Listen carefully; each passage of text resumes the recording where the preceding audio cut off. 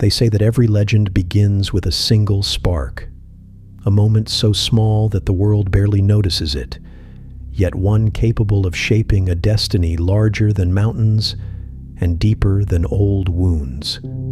For Sandor Clegane, the Hound of Westeros, that spark was fire, not the gentle kind that warms the hearth, but the wild, hungry flame that devours everything it touches.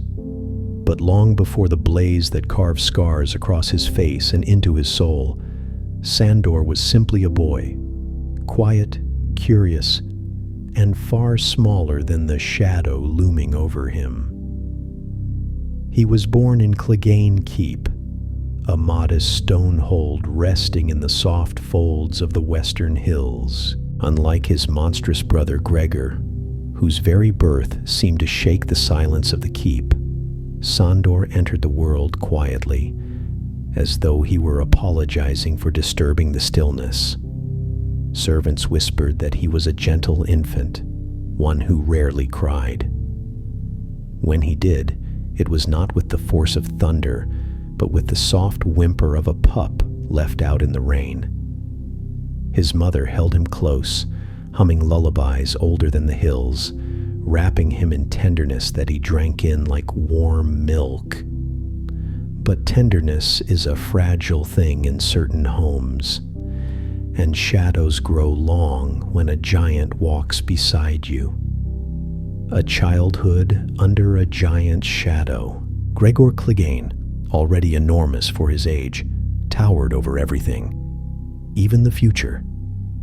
Sandor grew beside him like a sapling beside an ancient oak, always half-hidden, always overshadowed. Where Gregor spoke little, Sandor spoke less. Where Gregor walked with heavy certainty, Sandor stepped lightly, as though careful not to wake a sleeping beast. Some nights, when the wind curled around the keep's narrow windows, Sandor watched Gregor from afar, the older boy pacing like a restless storm cloud. There was no warmth in Gregor's gaze, no softness in his hands, only a heaviness, a confusion, a simmering force that neither brother could name. Yet Sandor, young as he was, sensed danger the way animals sense approaching storms. He clung closer to his mother. He avoided Gregor's room. He learned to read footsteps, to listen for shifts in tone, to disappear into corners when needed. A child should not learn such skills so early. Yet Sandor did, shaping him into a creature of instinct and caution. The hounds of the keep. There was one place where Sandor found comfort, one place untouched by Gregor's immense shadow, the kennels. Clegane hounds, strong and loyal, were bred for battle and hunting. Their howls echoed through the keep like songs of unspoken truths. Where others feared their size and ferocity, Sandor saw gentleness beneath the growl. A pup with torn ears licked his hand. An old hound rested its head on his lap. Even the fiercest dogs wagged their tails when he approached. They recognized something in him. Perhaps quiet kindness, perhaps hidden fear, perhaps a spirit that understood theirs better than any human could. Sandor often fell asleep in the warm straw of the kennels, curled beside them, listening to their steady breathing. It was the first place he felt safe, the first place he felt seen. And later, much later, that bond would become a symbol carved into his very name. The day that changed everything. But legends pivot on moments, and Sandor's moment arrived not with ceremony, but with the simple innocence of play. One golden afternoon, sunlight spilled across the courtyard like warm honey. Sandor, still small and hopeful, found a wooden toy knight, delicate, carved with care. Perhaps it belonged to Gregor. Perhaps it belonged to a servant's child. Whatever the case, Sandor picked it up, admiring its smooth edges, its hopeful posture with shield raised high. A child's treasure, a harmless thing. He sat in the dirt, smiling softly, imagining the night riding across faraway hills. Then a shadow fell over him, a shadow too large, too heavy, too cold. Gregor. The details of that day twist differently in every retelling. Some say Sandor trespassed into Gregor's belongings. Some say the older boy simply snapped. Others claim the fire inside Gregor needed only the smallest spark to erupt. But this is a bedtime tale, gentle in its telling, though not in its truth. Gregor ripped the toy from Sandor's hands. Words were spoken, perhaps cries, perhaps pleas, and then pain, fire, flame blooming like a cruel flower. Gregor pressed Sandor's face into the burning coals of the brazier. The world became heat and agony. His screams echoed through the keep, ringing off stone, piercing hearts, but not stopping Gregor's hand. By the time servants tore the brothers apart, Sandor's face had melted into lines of suffering that would shape him forever. The spark that would define his life had come. Not a small spark at all. A wildfire. Aftermath. A boy reforged. Sandor did not die, though some say part of him wished he had. He healed slowly, painfully, like a wound stitched together with hope and raw determination. His mother wept over him until her voice broke. His father punished Gregor with a blow that echoed louder than thunder. But consequences meant little to a boy already growing into a creature too strong for discipline. Sandor grew quieter, more withdrawn, less trusting, and a deep, festering hatred began to burn inside him, not only for Gregor, but for fire itself. Fire became the enemy he could never face, a memory that blistered even in dreams, a scent that made his hands tremble decades later. And so the gentle child who loved hounds, who wanted only safety and soft corners, was remade into something sharper, harder, and infinitely more wounded. He became a boy who knew fear so intimately that courage, when he discovered it, would be all the more powerful. A boy forged by pain into someone the world would one day call the Hound. But that title had not yet arrived. Not yet. For first, Sandor had to survive a home haunted by the monster who made him. He had to learn to walk in a world shaped by scars. He had to escape.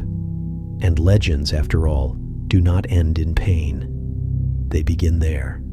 Sandor Clegane's journey, from fire to rage to redemption, was only just beginning. After the fire, after the screams, after the smell of burned flesh drifted through the halls of Clegane Keep, like a ghost refusing to leave, Sandor Clegane entered a different childhood, not one shaped by sunlight and gentle days, but one shaped by scars, on his face, yes, but deeper still upon his spirit. He learned early that the world could be cruel. He learned earlier still that his brother could be worse, but fear alone did not define him. What defined him was how he carried it. Like a stone that never left his pocket, heavy but familiar. Like a shadow that followed without asking. Like a reminder that he had survived something that should have broken him. And survival, though quiet, is its own kind of power.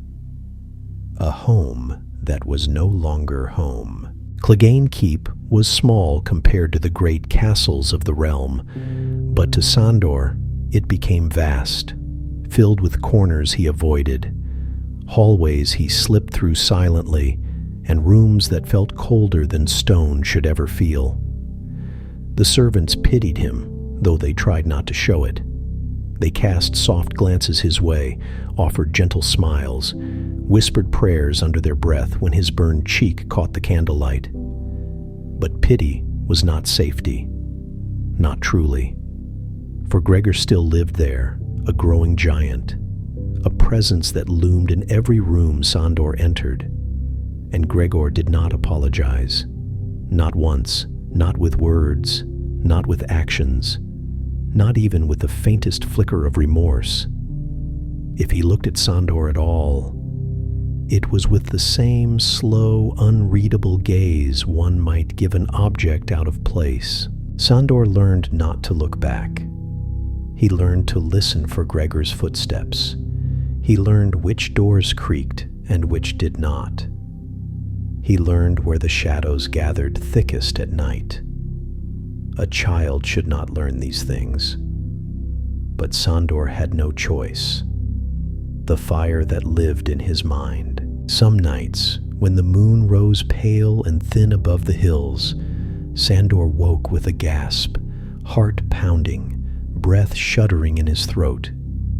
He would reach for his face instinctively, fingers trembling over the patchwork of embers and scars that now shaped him.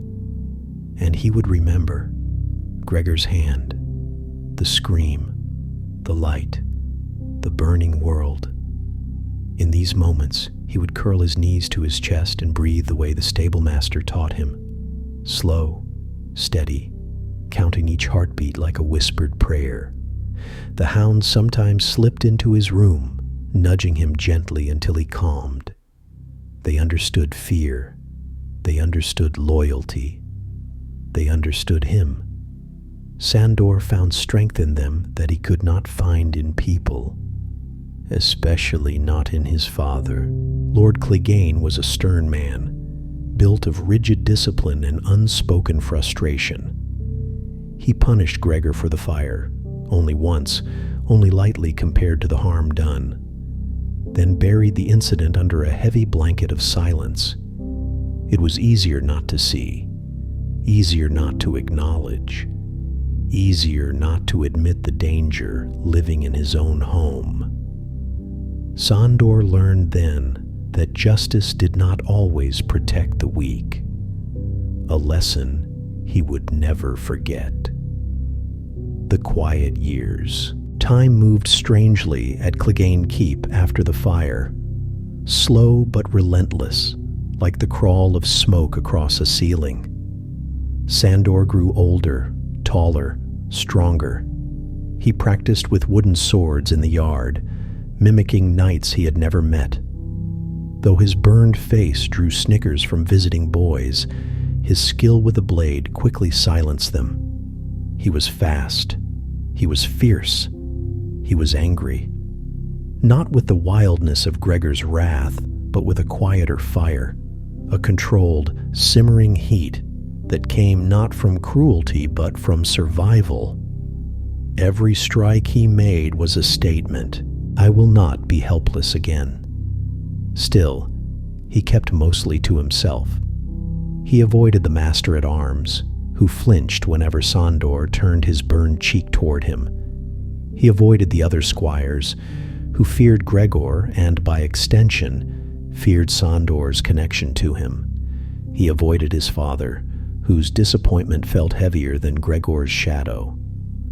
But he did not avoid the hounds. They remained his refuge, his friends, his tether to a world not entirely ruled by fear. They slept beside him during storms. They nudged him awake when nightmares tightened his breath. They stayed close when Gregor passed through the kennels, hackles raised, lips curled in silent warning. The hounds knew what Sandor knew. Gregor was a force to be feared. The day Sandor chose his path. One afternoon, as the sun clung lazily to the horizon, Sandor watched a group of squires training in the yard. They came from neighboring lands, sons of minor lords, full of arrogance and ease, laughing as they swung their practice swords. One of them, a tall blonde youth, boasted loudly of his coming knighthood. "Sir Rowan, they'll call me," he declared proudly. "A knight worthy of song." Sandor watched from the shadows, gripping the worn hilt of his wooden sword. Something stirred inside him, not envy, but longing. A different life, a different family, a different world where men were praised for honor and courage, not feared for cruelty and size. He approached shyly, asked if he might join. They laughed. Not cruelly at first, just carelessly, unaware that their laughter carried the weight of stones. "Look at him," one whispered. "Burned pup thinks he can be a knight." Sandor said nothing, but he stepped forward anyway. They gave him a sword. He took it, and he defeated them. All of them. Not with grace, but with an intensity that startled even himself. His strikes were sharp, his movements quick, his anger controlled like a blacksmith's flame. When the blond boy finally yielded, clutching his bruised arm, Sandor stepped back, breath steady. They did not laugh after that. In that moment, Sandor discovered something important. He was not his brother. He was not weak. He was not defined solely by fire. He was a fighter, a good one. And the path of the sword, though rough and lonely, might be the road out of Gregor's shadow. The growing rift. By the time Sandor reached his early teens, the distance between the brothers had become a chasm. Gregor, now nearly a full-grown giant, had already begun forging his dark reputation. Men whispered that he trained too hard, fought too violently, watched too silently. Some believed he might one day wear the Sir title. Others doubted he had enough humanity left for knighthood. Sandor avoided him as one avoids a cliff's edge, always aware of the danger, always careful not to step too close. Yet their fates were woven together despite their efforts. Two sides of a burning coin. Two souls shaped by one terrible moment. One became a monster, the other became a survivor. But legends rarely remain separate for long. And the day Sandor left home, the day he fled his brother's shadow, drew nearer like a distant rumble of thunder. The seed of rage had been planted. The roots of pain had already grown deep. But redemption had not yet taken root. That part of the tale would come later. In fire, in fear, in a king's service, in a little girl's trust. But first, Sandor had to leave Clegane Keep forever, and the world had to learn that a boy scarred by flame could become a hound that refused to bow. There comes a moment in every legend when the hero, or the wounded soul who will one day become one, must step beyond the boundaries of childhood. For Sandor Clegane, that boundary was the old wooden gate of Clegane Keep.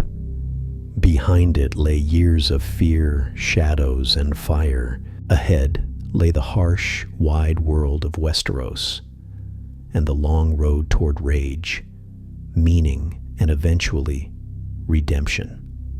But before Sandor left home, before he took his first steps toward the life of a swordsman, the realm had already begun shaping itself around him. For boys do not choose their destinies in Westeros. Destiny chooses them. A brother too large for the world. By the time Sandor reached 14, Gregor had grown into something closer to a mythical beast than a man. His shoulders filled doorways. His footsteps shuddered the beams overhead. His silence, more than his strength, cast a chill through the keep. There were whispers that Gregor had killed a stable boy during an argument, whispers that he had crushed a hound's skull in a fit of anger, whispers that their father feared him, yet would not restrain him. Sandor didn't need whispers. He had known the truth since the day of the fire. Gregor was dangerous, not because he intended to be cruel, but because he was incapable of being anything else, a force of nature, a storm in human form, a mountain that walked. Sandor avoided him with the quiet skill of someone who had survived a predator before. He sensed Gregor's moods. He felt the shift in the air when Gregor entered a room. He knew that even now, years later, the older brother harbored no guilt for the scars he had carved across Sandor's face. Fear kept Sandor alive, but fear also kept him trapped. And a trapped creature, even a small one, learns to bite. A young man with a sword and a purpose. While Gregor trained with heavy weapons, Sandor trained alone. Not with massive hammers or great swords, but with lighter blades that danced in his hands like extensions of his anger. He practiced at dawn, when the mist was still clinging to the grass. He practiced at dusk, when the sky turned wine red. He practiced until his arms shook, until sweat stung his scars, until the burn in his muscles felt stronger than the burn on his cheek. In those sessions, he discovered something extraordinary. He had talent, not the brute force of Gregor, not the polished elegance of knights, but something feral, instinctive, and surprisingly graceful. He moved like a creature shaped by pain, quick, unpredictable, precise. The hounds watched him with approving eyes. Even the master-at-arms, once reluctant, began to recognize Sandor's skill. "You fight like the gods made you angry," the old soldier whispered one evening. The words stuck in Sandor's mind. Angry. Yes, he was. But he was also more than his rage. He was hungry for purpose, for escape, for a life not lived under Gregor's shadow. The night Sandor realized he had to leave. It happened quietly, as most turning points do. There was no dramatic confrontation, no shouting, no sudden declaration. Only a moment.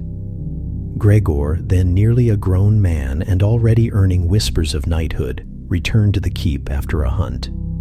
His armor was splattered with blood, too much blood for the boars he claimed to have chased. A hound limped behind him, yelping softly. Gregor laughed. That laugh, a sound Sandor rarely heard, froze him where he stood. Not because it was cruel, though it was.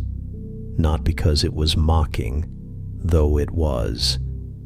But because it confirmed what Sandor had always believed. Gregor would not change. Not now. Not ever. Sandor knelt beside the injured hound, whispering softly, brushing its fur with trembling hands. The animal nuzzled him weakly, trusting him even in pain. He looked up. Gregor stared back, expression unreadable. Something inside Sandor broke, or perhaps something inside him finally healed. He stood.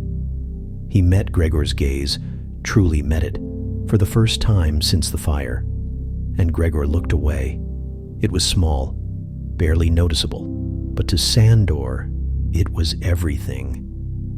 For the first time, he felt something like power over the mountain who had shaped his life with cruelty. He knew in that instant, if I stay, he will destroy me. If I go, I may still become something more. That night, Sandor packed a satchel with nothing but bread, a water skin, and the wooden practice sword he had nearly worn through with endless training. He said nothing to his father. He said nothing to the servants. He whispered a goodbye to the hounds, who whined softly as if knowing he might never return. Then, under a moon shaped like a sliver of silver, Sandor Clegane slipped through the gate. He did not look back. The road to service. The life of a wandering swordsman is rarely a gentle one. But Sandor embraced its hardships. He preferred hunger over fear. He preferred long, empty roads over the suffocating silence of Clegane Keep. He preferred sleeping beside campfires, though flames haunted him, over sleeping beneath the weight of Gregor's shadow. On the road, Sandor discovered that people saw only his scars. They assumed him cruel. They assumed him dangerous. They assumed him violent. And though these judgments wounded him, they also protected him. Sandor learned to growl instead of greet. He learned that a harsh word was safer than a kind one. He learned that armor was not worn only on the body, but around the heart. By the time he reached the service of House Lannister, he was no longer a boy. He was something else. Something harder.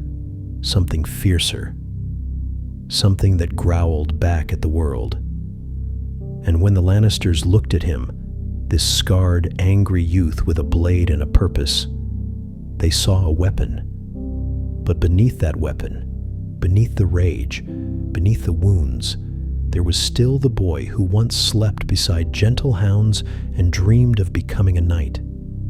That boy was not gone. He was waiting, buried but breathing, burned but alive.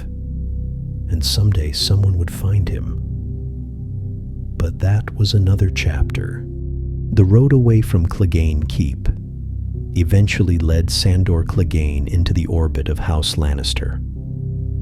A house of gold, power, and hidden cruelty. And though Sandor could not have known it then, the Lannisters would shape the next decade of his life, binding him to a service both brutal and strangely defining. He arrived at Lannisport not as a knight, not as a noble-born warrior, but as a raw-edged youth with a burn-scarred face and a blade that felt like the only truth he carried.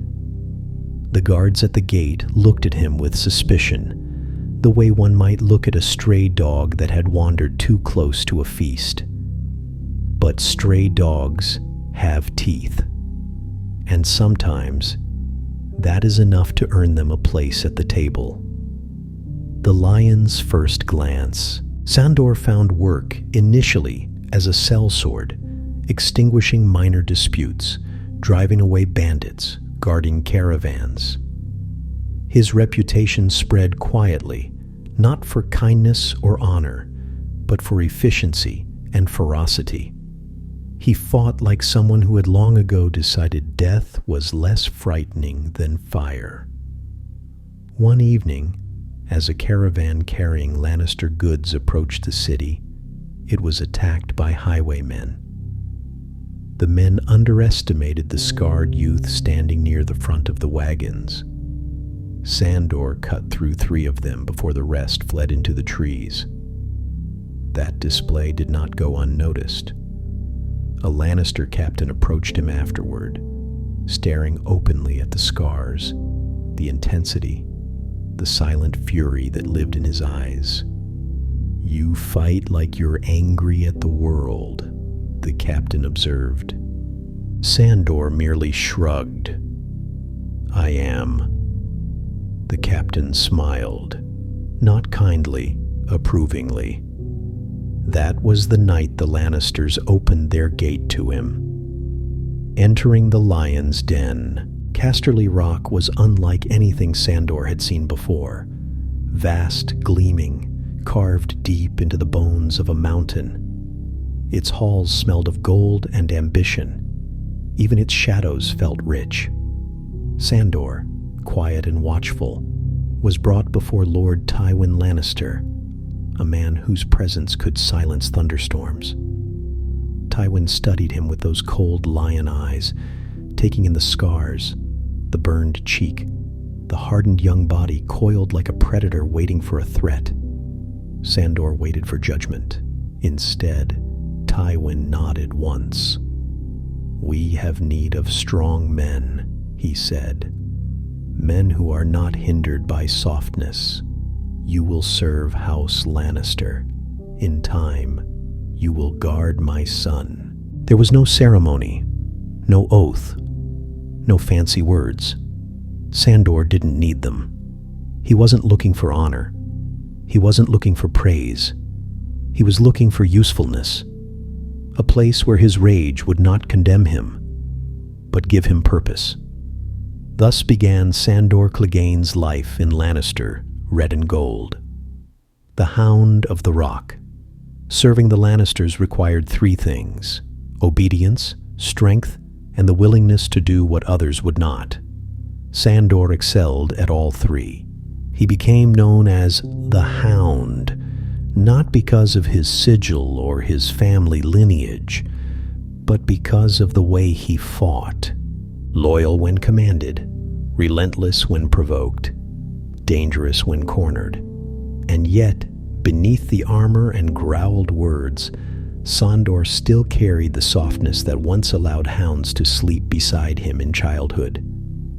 He hid it well, burying it beneath layers of cynicism. But traces of it appeared in small, quiet moments, when he spared a frightened servant, when he offered water to a dying soldier, when he flinched at the crackle of fire. The men around him saw only the fierceness. They did not see the trembling beneath it. Perhaps only Sandor knew the truth. He had become a beast because the world left him no other shape to take. The Boy King. By the time he was 20, Sandor had become an integral part of Lannister security. His presence in the halls intimidated lords, frightened squires, and made the Lannister name seem more powerful by proximity. Thus it was that when Prince Joffrey Baratheon, golden-haired, proud, and cruel in the way only protected children can be, required a personal guard, Tywin suggested Sandor, not because Sandor was gentle, but because Sandor was honest, blunt, unyielding, impervious to flattery. Qualities, Tywin thought, that might serve the boy well.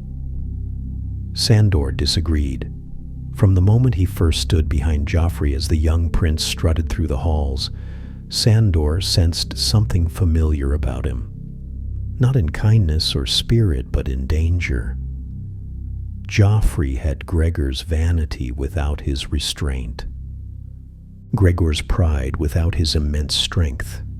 Gregor's cruelty without his silence.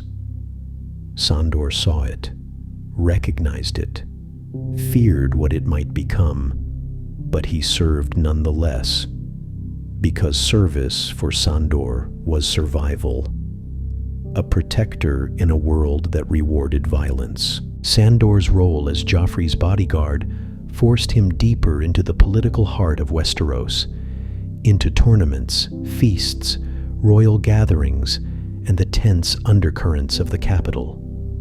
He watched quietly, keeping his distance, observing the games of power played by lords and ladies. He did not trust them, he did not admire them, but he protected them, not because he believed in kings, not because he believed in honor, but because he had been paid to do so. And yet, even among Lannisters, even among courtiers and knights, Sandor remained an outsider, a scarred hound circling the fringes of nobility. They mocked his burns. They whispered about his past. They marveled at his strength. But none truly knew him. None, except perhaps a young girl with brown hair and wolf's blood, who would enter his story much later. For now, the hound served the lions. Fire still lived in him. Despite the steel he wore and the reputation he built, Sandor could not escape his oldest fear: fire. Where others saw warmth, Sandor saw danger. Where others enjoyed hearths, Sandor felt panic crawl up his spine. Where others cheered for flaming tourney displays, Sandor's breathing tightened. No one understood, no one asked, but the fear lived inside him like a caged beast. One spark, one flame, could reduce him to the terrified boy he once was. This fear did not make him weak, it made him human. And in a life where humanity had been repeatedly beaten, burned, and buried, the fear reminded him that he had not turned fully into a monster. Not yet. The calm. Before a much greater storm. Years passed. Wars simmered at the edge of the realm. Whispers of rebellion stirred. King Robert grew weary. Joffrey grew arrogant, and the lions prepared for conflict. Sandor watched it unfold like a hound watching distant thunder. He felt the tension. He sensed the danger. He knew instinctively that the world was shifting. He sharpened his sword. He strengthened his armor. He braced for something immense. The War of the Five Kings was coming, and Sandor Clegane, forged in pain, hardened by service, fueled by a rage he did not fully understand, would soon find himself at the center of it, not as a monster, not as a knight, but as something far more complicated. A man trying desperately not to lose whatever scraps of humanity remained buried beneath the scars. War sweeps across a land the way fire sweeps across dry grass, sudden, hungry, unstoppable. And just as fire reshapes the world it touches, the War of the Five Kings reshaped Sandor Clegane. When King Robert died and Joffrey ascended the Iron Throne, the lions roared, the wolves howled, and the kingdom began to fracture like brittle ice beneath too much weight. Kings rose in every direction. Armies gathered like storm clouds. Blood whispered its price on the wind. And in the heart of the storm stood Sandor Clegane, not a king, not a knight, but a sword, sharp, weary, and waiting, serving the boy king. Joffrey Baratheon, newly crowned and drunk on authority, embraced cruelty as if it were a birthright. He delighted in mockery, in threats, in displays of dominance that masked deep insecurity. To him, power meant breaking others before they could break him. Sandor saw it immediately. He recognized it. He knew that brand of fear and fury all too well, for he had grown up under a creature of similar nature. Gregor had shown him what unchecked cruelty looked like. Joffrey showed him what it looked like when dressed in gold and crowned with iron. And though Sandor despised the boy's arrogance and cowardice, he protected him, not out of loyalty, not out of admiration, but because he had been shaped for service, forged in obedience. Still, certain edges of his humanity remained. When Sansa Stark, young, innocent, far from home, was tormented by Joffrey, it was Sandor who stood between her and the king's worst impulses. He did not comfort her with soft words. He did not shield her with gentle hands. But he protected her in the only way he knew, by placing himself in the way, by growling down dangers others ignored, by being a shield made of anger and scars. In Sansa's frightened eyes, he sometimes glimpsed the boy he once was, the boy who had needed someone, anyone, to stand between him and Gregor. No one had. So Sandor became that person for her. Tourney of the Hand. A moment of softness. During the Hand's tourney, when armor gleamed beneath the sun and crowds cheered for bloodless victory, Sandor watched the festivities through a haze of irritation. Tourneys were pretended battles, dressed-up games of honor with no true meaning. And yet, one moment lingered like a quiet note in his memory, when his brother Gregor, furious after losing a tilt, attempted to murder the knight who unhorsed him. Chaos erupted. The mountain swung his sword wildly, a storm of brute force. And Sandor intervened. Steel met steel, shadow met shadow. Two childhoods clashed in the ring of metal. For a heartbeat, Sandor fought his brother not as a sellsword, not as a guard, but as the terrified boy seeking justice. The crowd saw a duel. Sandor saw the fire. Sandor saw the burn. Sandor saw the reason he had become who he was, but he held his own. And that evening, though he said nothing, Sansa whispered to him, "You're no true monster." The words struck him deeper than any blade. He did not believe them, but he remembered them. War erupts. Blood calls out. When Ned Stark was executed and the realm shattered into rebellion, Sandor felt the world tilt toward chaos. The North rebelled. Renly declared himself king. Stannis marched with fire at his back. Robb Stark's banners spread like winter winds. And through all of it, Sandor served Joffrey reluctantly, a shield for a king he loathed. If Sandor had believed in honor, he might have fled. If he had believed in redemption, he might have sought a different path. But Sandor believed in nothing. Not gods, not kings, not destiny, only survival. So he stayed. The Ride of the Hound. During the early months of the war, Sandor rode with the Lannister armies, scattering rebels, breaking skirmishes, and cutting down foes with a grim efficiency that made him both feared and respected. Men called him a killer. He did not deny it. Men called him heartless. He did not flinch. Men called him a monster. He did not argue. But the truth was deeper, softer, more wounded than any of them knew. He was tired. Tired of cruelty. Tired of battle. Tired of being the weapon everyone expected him to be. He killed because he was told to. He killed because others would kill him if he hesitated. He killed because every path he had ever known led him nowhere but into violence. Yet he never enjoyed it, never lost himself in the dance of blood the way Gregor did. There was no joy in the fight for Sandor Clegane, only necessity, only survival. The wildfire night, a heart in flames. Then came Blackwater, the great battle, the night that would haunt Sandor forever.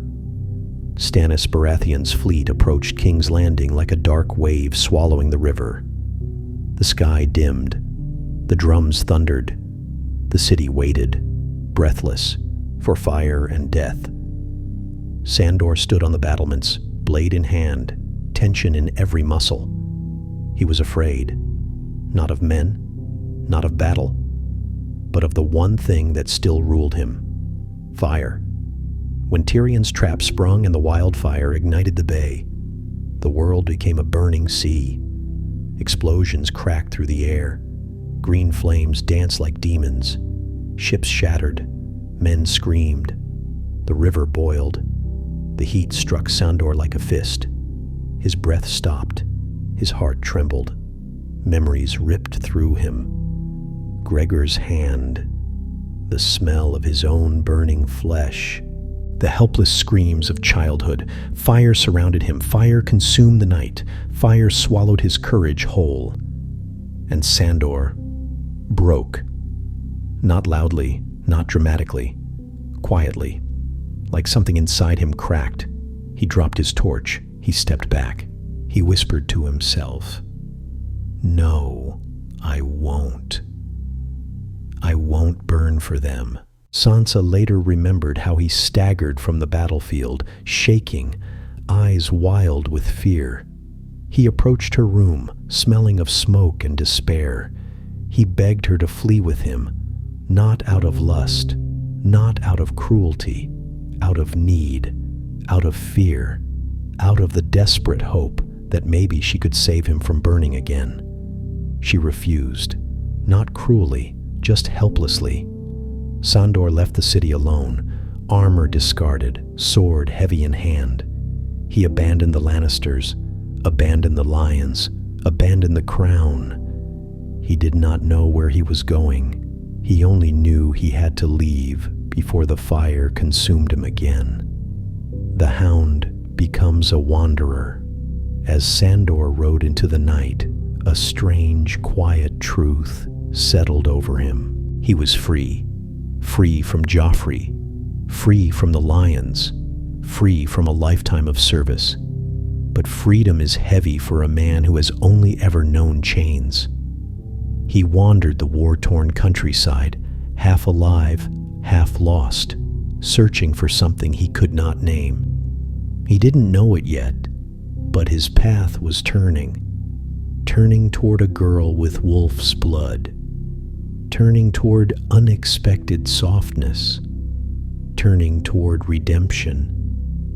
But first, he had to survive the war, and Sandor Clegane, scarred, weary, and hunted, was about to walk straight into the heart of it.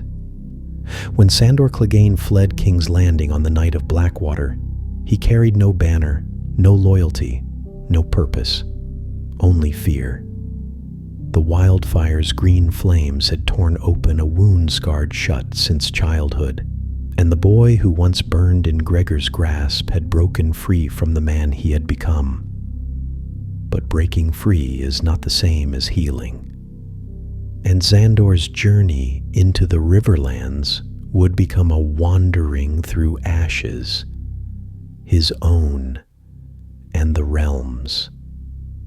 The Kingless Road. War had turned the countryside into a graveyard of abandoned homes, looted barns and fields burned to stubble. Villages lay silent as if afraid to breathe, and the roads were lined with men too desperate to be called soldiers. Some carried torches, some carried hunger, all carried danger. Sandor did not fear them, but he feared himself. He traveled alone, cloak ragged, armor dented, sword stained with the green light of wildfire. At night he would startle awake to imagined flames lapping at his cheek, hands trembling until he realized the fire was only memory. He avoided campfires whenever he could. Cold was better than terror. Darkness was better than nightmares. But in the darkness, he often found himself whispering into the night, "I'm not afraid of dying, just burning." The trees did not answer. The stars did not comfort. But Sandor continued walking, because men like him do not stop unless someone forces them to. Captured by brotherhood. One evening, as the sun melted into the horizon and shadows stretched long over the riverbanks, Sandor crossed paths with a band of outlaws, or so they appeared. They surrounded him quietly, confidently, bows drawn, eyes steady. These were no common brigands.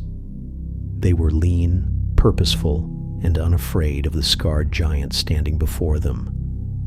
The Brotherhood without banners, led by Beric Dondarrion, a man half legend himself, they sought justice in a land where kings had abandoned it.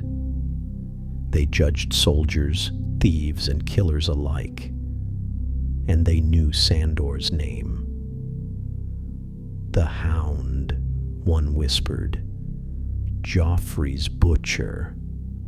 Sandor did not deny it. Dragged before a firelit hollow, he faced Beric, now resurrected, pale and weary beyond his years. Thoros of Myr stood beside him, smelling of wine and quiet faith. "You've committed crimes," Beric said softly. "You've served monsters, Sandor met his gaze. "And you've worked for kings. Not much difference." The Brotherhood murmured. Sandor was not afraid to die. He simply refused to burn. So when Beric called for trial by combat, Sandor stepped forward without hesitation. A duel in the hollows. The duel was dreamlike. Violent, yes, but wrapped in the rhythm of wind and fire and fate.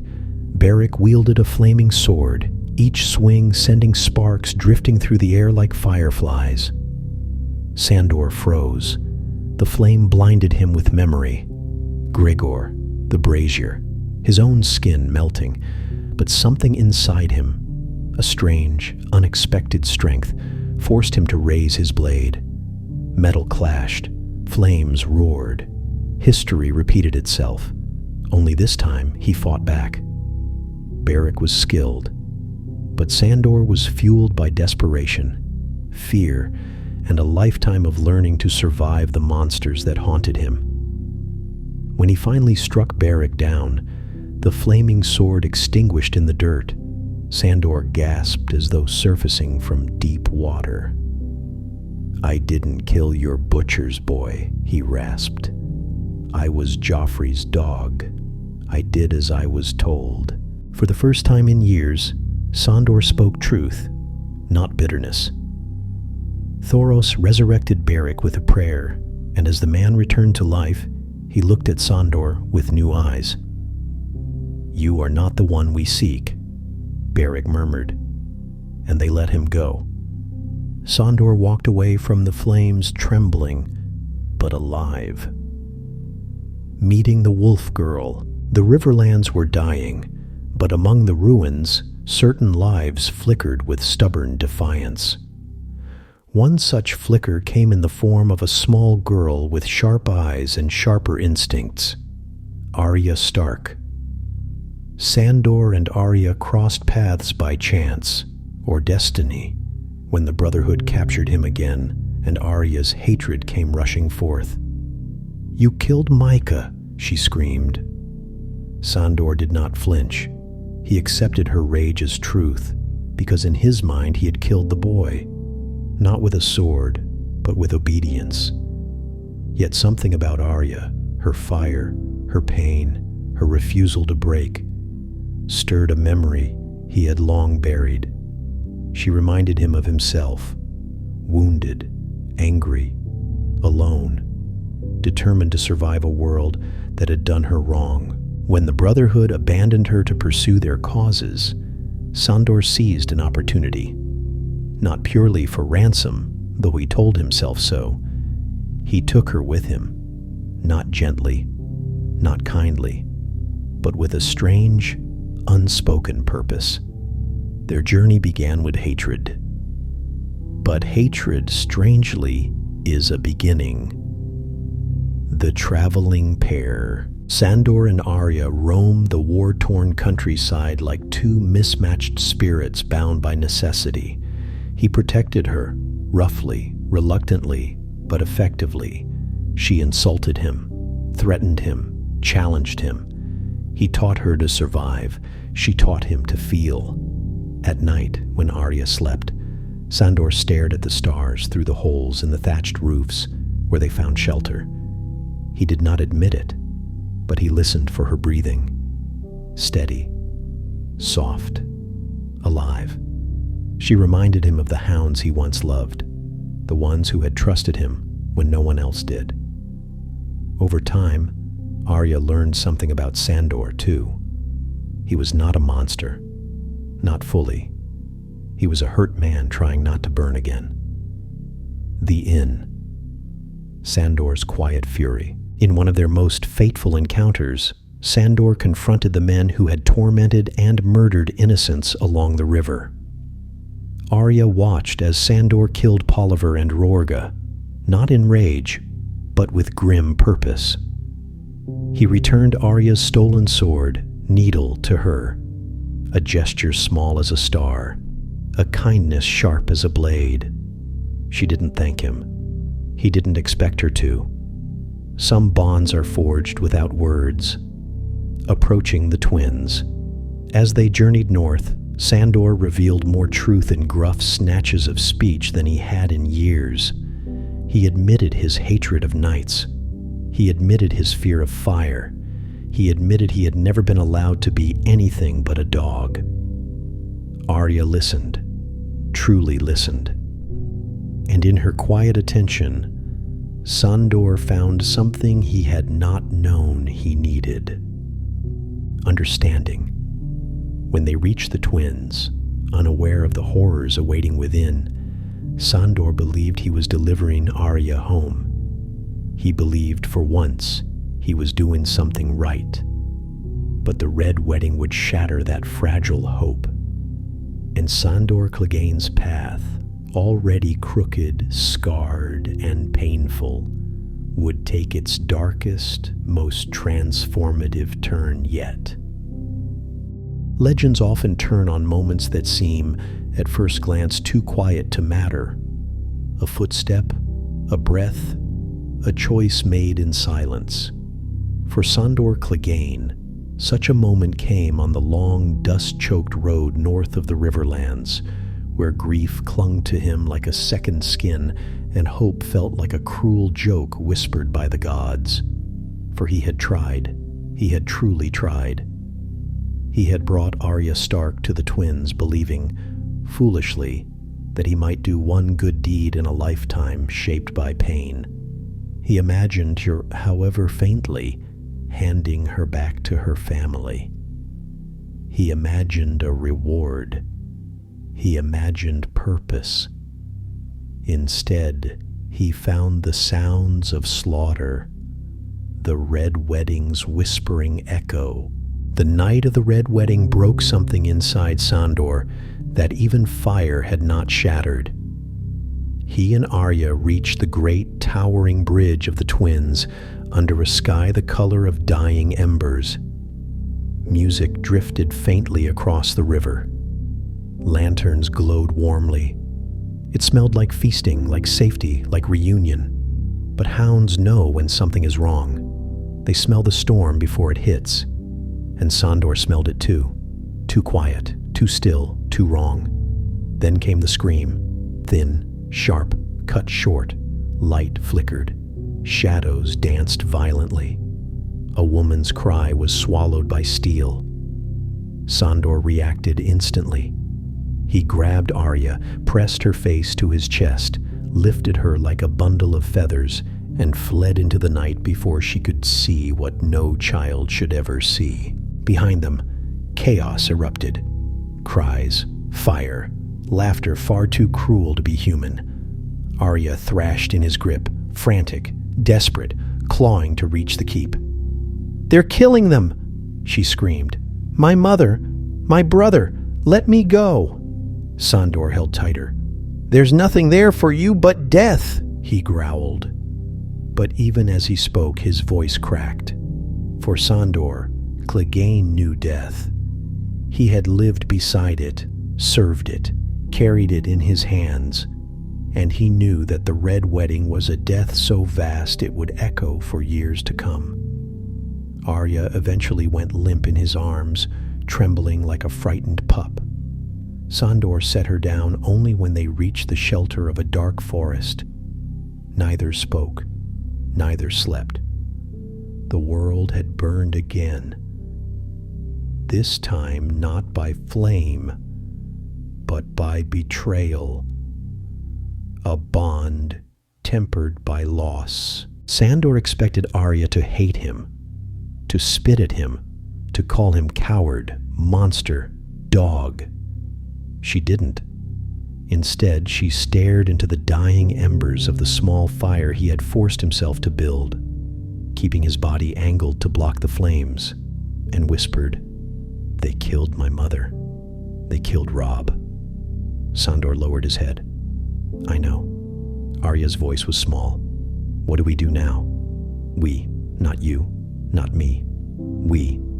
That small word landed heavier than any blow Gregor had ever struck. Sandor looked at Arya, really looked at her, a girl forged by loss, a child carrying more grief than a grown knight, a wolf cub with fire in her heart. He saw himself. not in her rage, but in her loneliness. "We survive," he said softly. It was the first lesson he ever taught her that was not sharpened by cruelty. The farmer and the honest day's work. After the horrors at the Twins, Sandor and Arya wandered south and east, avoiding armies, avoiding fire, avoiding the memories that clung to them like thorns. One cold morning, they came across a lone farmstead, a humble home of wood and stone, where a weary father lived with his young daughter. The man took pity on them, offering food and shelter in exchange for labor. Sandor, who had spent a life dealing death, found the work strangely soothing. He chopped wood, he repaired fences, he carried stones until his arms burned, a clean burn, a human burn, not the nightmare of the brazier. For a moment, a fragile, trembling moment, Sandor glimpsed a different life, one where he might be something other than a sword, one where Arya might laugh again, one where the world was not built of betrayal and blood, but peace is a rare visitor in the lives of broken men. The farmer paid him fairly, offered him honest thanks, even called him a good man once, not knowing who Sandor truly was or what he had done. And perhaps that kindness frightened Sandor more than any battle, because kindness demands you believe you deserve it, and Sandor never had. So he stole the farmer's silver, not out of greed, not out of cruelty, but because he believed deeply, tragically, that the world had no place for men like him to become better. He told Arya he won't last the winter anyway, but he could not meet her eyes when he said it. Some wounds are self-inflicted. Some lies are told to the self more than others. Sandor Clegane walked away from that home as a man convinced he was beyond saving. But Arya Stark watched him differently. She saw the crack in the armor. She saw the sadness beneath the anger. She saw a man who hated himself more fiercely than he hated any enemy. The fight at the inn. Their grim wandering led them eventually to a small riverside inn, a place Sandor knew well from earlier travels. But when he and Arya stepped through the door, they found it occupied by a gang of brutal men who served no lord and obeyed no code. Among them was Rorge, a face that nightmares might reject, and Polliver, the man who had stolen Arya's sword, Needle. Tension thickened the air. "You look like a dead man walking," Polliver taunted Sandor. Sandor shrugged. "You first." The fight that followed was swift, brutal, but strangely controlled. Sandor cut down Polliver with a tired ease that suggested he was done tolerating cruelty. He dispatched Rorge with no joy, no rage, only cold necessity. He returned Needle to Arya, a gift, a truth, a gesture more meaningful than he could put into words. Arya whispered, "Thank you." Sandor said nothing, but he felt the words settle somewhere deep, where no one had touched in a very long time. A path toward the Vale. Sandor knew, even if Arya did not, that their time together could not last forever. She sought family, purpose, vengeance. He sought only survival. When he learned that Arya's aunt, Lisa Arryn, lived safely in the Eyrie, he changed direction immediately. He hid the choice behind practical reasoning, behind the hope of ransom. But in truth, he wanted to bring her home. He wanted to complete the promise he had failed at the Twins.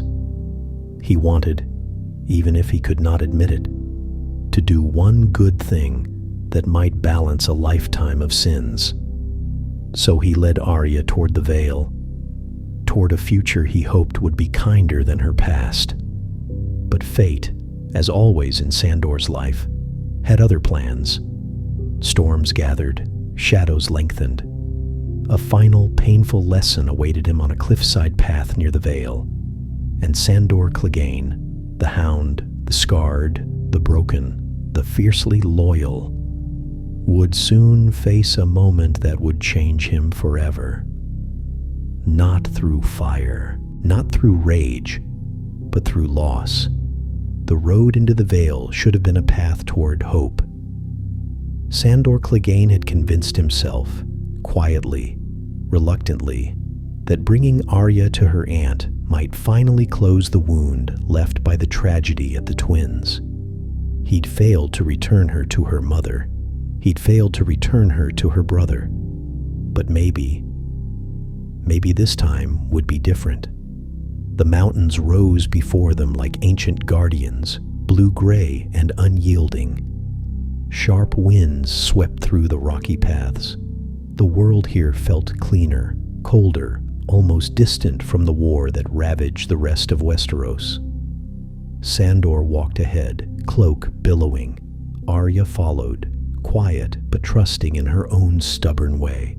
For a brief stretch of time, it almost seemed like the world had softened around them. But legends rarely allow such peace to last. The gate that offered no home. When Sandor and Arya reached the bloody gate, hope shattered softly, like a snowflake melting on armor. They were met by gatekeepers wearing Arryn blue and white. The wind howled between the mountains, carrying with it the faint scent of pine and cold stone. Arya's heart seemed to lift, ready to be embraced by family. "What business have you at the bloody gate?" the captain asked. Sandor stepped forward, keeping Arya slightly behind him. "She's here to see her aunt," he said. "Lisa Arryn." The captain paused, too long. A chill rolled through Arya before the words were even spoken. "Lady Arryn is dead." The wind fell silent. The mountains seemed to hold their breath. Arya froze. Sandor did too. For one soft, dreamlike moment, the entire world felt weightless, untethered, like the script of destiny had been erased by an uncaring hand. Dead. Her last known family, her last hope of going home, gone. Arya turned away. Sandor watched her, his scarred face tightening, not in anger, but in something far rarer for him, regret. He had failed again, and this time, even he did not know how to rebuild Arya's hope. The men on the cliffs. They descended the mountain slowly, grief clinging to Arya like morning fog. Sandor kept watch, scanning the rocky terrain, always wary of ambush. And ambush came. Outlaws, robbers, men hardened by war and sharpened by hunger. A small group emerged from behind a jagged boulder, weapons drawn, faces twisted by desperation. Arya stepped back. Sandor stepped forward. He had protected her from worse. He had bled for her. He had killed for her. This, he thought, he could handle. But fate is a strange storyteller. The men surrounded them with the slow, confident ease of predators who believe they found an easy kill. Sandor growled, not out of fear, but out of anger that the world continued to try to tear apart what little purpose he had found. "You don't want to do this," he warned. They did. Steel flashed. Sandor charged. The battle on the narrow path. The fight was chaotic, harsh, but not heroic. More like a struggle between cornered beasts and hungry wolves than a clash of warriors. Sandor moved with instinct more than strategy, fueled by pure need to protect Arya. He slammed one man into the rocks. He sent another tumbling down the slope. He shattered a third's jaw with the hilt of his sword, but a fourth, quicker than expected, slashed Sandor's leg. He stumbled. The world tilted. A fifth struck him in the side with the club. Another cut his shoulder. Sandor roared, but not with power, with pain. He fought like a storm breaking itself apart. a man who had survived fire, cruelty, war, betrayal, and yet now found himself falling to a handful of desperate stragglers. Blood soaked his armor. His wounds deepened. His breaths turned ragged. At last he killed the last of them, pushing him over the edge of the cliff where he fell into the dark valley below. The silence afterward was chilling. Arya stepped carefully toward Sandor. He swayed like a dying tree. And then he collapsed. The hound-broken Sandor lay on the cold stone, bleeding, trembling, breath shallow. The wind lifted his hair, exposing the burn scars that mapped his face like molten rivers. Arya hovered, unsure.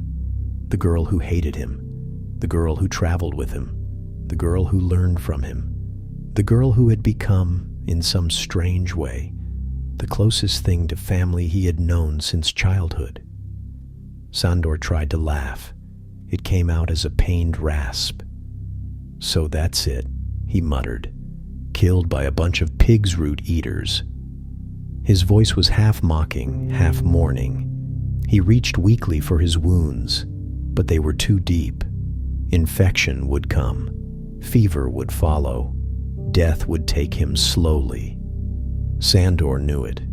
He had seen enough dying men to recognize the path. "Water," he croaked. Arya hesitated. She looked at him. Really looked.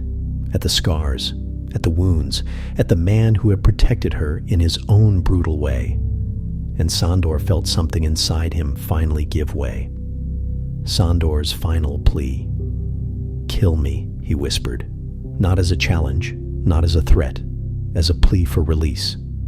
He had spent his life in pain, burned as a child, used as a weapon, feared and hated, terrified of fire, haunted by his brother, haunted by himself.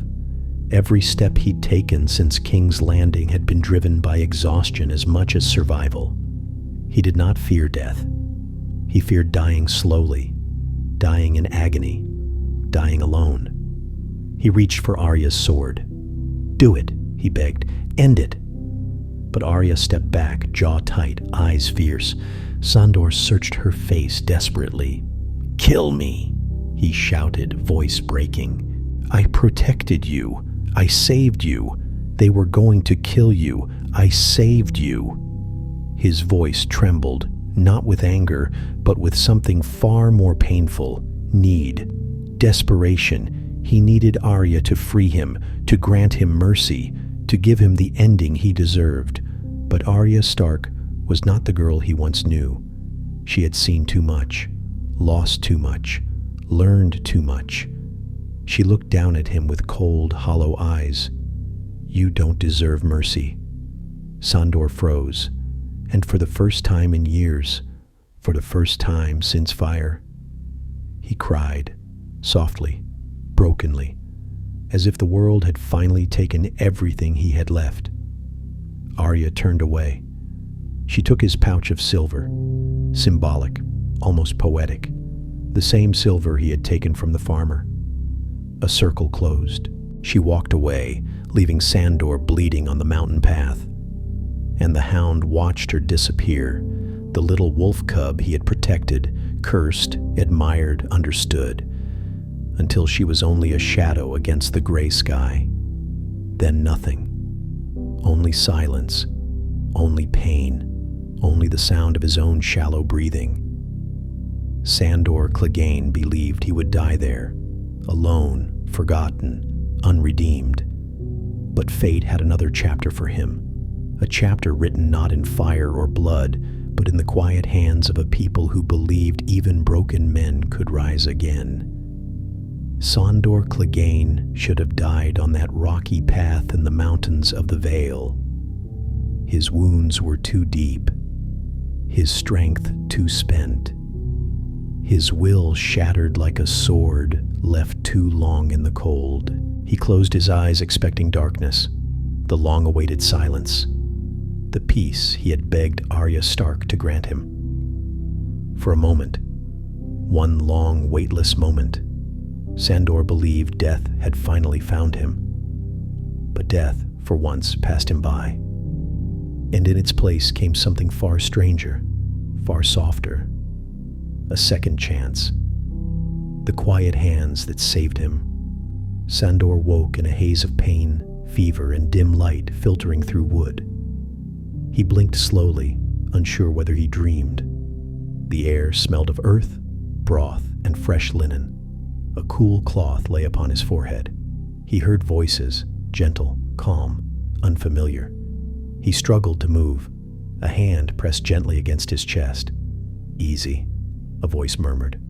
"You're safe. No one will harm you here."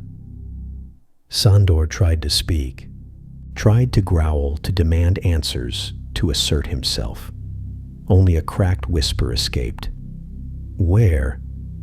"A village," the voice replied. "A place of peace, a place where violence has no hold." Sandor let out something between a laugh and a groan. "Wrong place for me, then." But kindness does not bend to cynicism so easily. A man entered Sandor's blurry view, not armored, not armed. A simple tunic, thoughtful eyes, hands calloused from honest work. His name was Brother Ray, and with quiet determination, he tended to the wounds no one else had cared enough to mend. The gentle philosophy of Brother Ray. Brother Ray was neither septon nor soldier. He was something in between, perhaps beyond, one who had learned through hardship that the world gave back whatever one offered it. He listened patiently when Sandor snarled insults through cracked lips. He cleaned his wounds even when Sandor tried to shove him away. He spoke to him not as a monster, not as a hound, but as a man. "You've suffered," Brother Ray said once, stirring a pot of soup. "You've survived things that would break most men." Sandor glared. "I'm broken." Ray smiled softly. "Then you're not finished." Sandor didn't understand then. Perhaps he never fully did. But Ray's words lingered, like embers that refused to die out in the hearth. A slow rebirth days became weeks. Sandor healed. The fever broke. His strength returned in cautious steps. The villagers, though wary at first, grew accustomed to the tall, scarred stranger who limped through their fields. Children followed him at a distance, whispering that he looked like a giant. Sandor ignored them, or grunted back just enough to make them squeal and scatter. He chopped wood for the community, carried stones for rebuilding, helped raise a sept with hands that once only knew destruction. Work. Honest, heavy, simple work. For the first time in decades, Sandor felt his soul ease, not fully, not peacefully, but in small, almost imperceptible ways. The constant coil of anger loosened. The nightmares grew quieter. The scars, though still present, ached less. He learned that peace is not an absence of pain. Peace is the space where pain no longer rules you. A fragile haven. In this sanctuary, Sandor saw something he had never known. People who believed life was worth protecting, even when the world seemed determined to tear it apart. Brother Ray spoke often of choosing who you become, not letting past wounds chain your future. Sandor listened, though he pretended not to. But even gentle worlds are not immune to darkness. The wars that ravaged the Riverlands had left many wandering, many desperate, many cruel. And cruelty always searches for soft places to sink its teeth.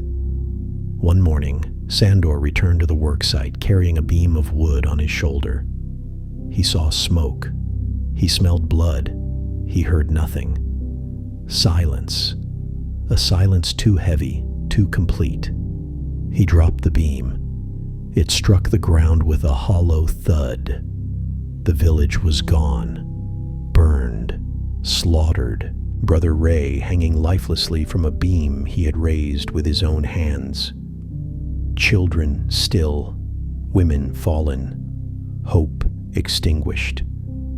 Sandor knelt beside the body of the only man who ever spoke to him as though he deserved redemption. His scars throbbed, his teeth clenched, his eyes filled with a rare, trembling grief. "Why?" he whispered. Ray's words echoed faintly in his memory. "There's always a choice." But Sandor felt no choice now. Only fire, only rage, the old familiar rage that burned without needing a spark. This time, though, it did not consume him. It fueled him. The return of the Hound. Sandor followed the trail, broken twigs, hoof prints, the stench of unwashed men. He found the group in a clearing, laughing over stolen goods, unaware that death walked toward them on heavy, deliberate steps. He did not shout. He did not threaten. He did not give them a chance to run. The first fell beneath an axe blow that split the world in two. The second tried to plead. Sandor silenced him. The third reached for a weapon. Sandor crushed his wrist, then his skull. There were no theatrics, no bravado. Just justice, raw, brutal, absolute.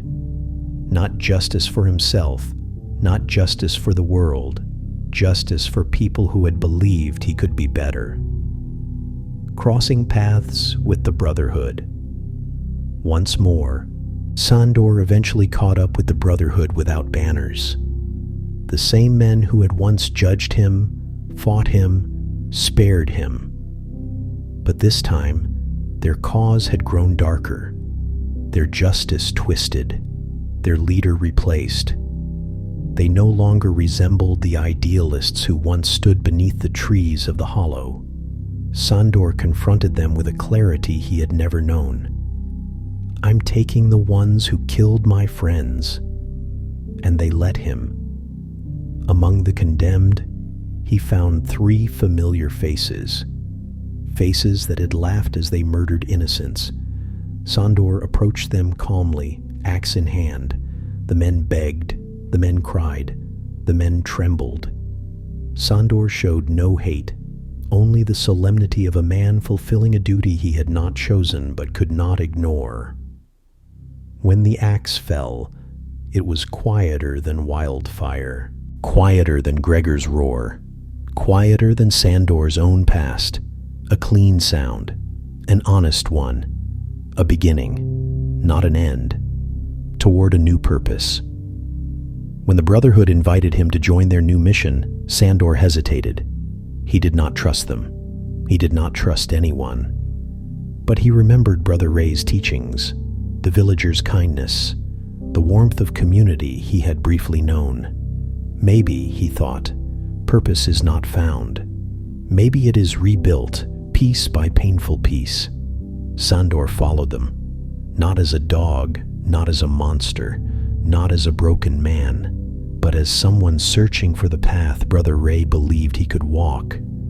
A path not ruled by fire, a path not shaped by fear, a path where redemption came not through forgiveness, but through action. Sandor Clegane had died on that mountain path. What stood up afterward was something different, something quieter, stronger, truer. Not the Hound, just Sandor.